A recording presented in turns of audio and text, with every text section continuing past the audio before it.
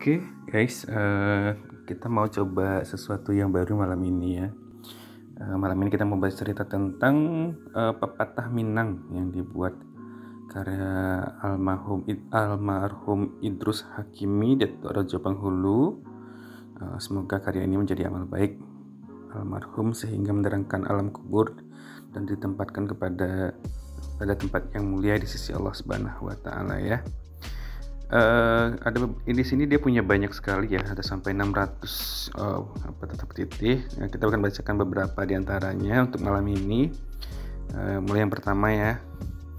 Anak nelayan membawa cangkua, menanam ubi di tanah dare. Baban sakoyan dapet dipikua, budi sakete antara sobare. Ini kalau bahasa Indonesianya, anak nelayan membawa cangkul, menanam ubi di tanah daratan.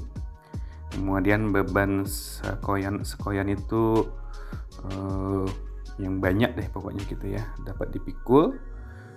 Budi sakete terasa bare, budi sedikit terasa berat. Kalau bahasa Indonesianya tuh ya, beban yang berat tuh bisa dipikul, tapi kalau budi baik orang itu rasanya berat banget gitu. Kayak kita mau balas gimana ya, kita harus balas, atau kalau misalnya orang udah berbuat baik sama kita itu kayaknya gimana ya itu ya, balas budi itu, kalau nggak balas budi itu kayaknya rasanya berat gitu. Nah, itu yang kedua, anak ikan dimakan ikan, gadang ditabe anak tenggiri. Ameh bukan, perak pun bukan, budi sakete orang haragoi. Jadi kalau bahasa Indonesianya, anak ikan dimakan ikan, besar di kolam tenggiri. Dia besar di kolam anak tenggiri. Nah, emas bukan, perak pun bukan, budi sedikit dihargai orang gitu. Orang hargai gitu sih. Kemudian itu kalau atau arti secara harfiahnya ya, kalau maknanya itu adalah hubungan yang erat sesama manusia, bukan karena emas atau perak, tetapi lebih diikat sama budi yang baik. Nah, jadi kalau misalnya kita ada hutang budi, ada itu kayaknya lebih berat, lebih kuat ya ikatannya daripada sekedar hutang uang atau perak ya, atau emas atau perak gitu. Kemudian yang ketiga, anjalai tumbuh di munggu, sugi-sugi di rumpun padi.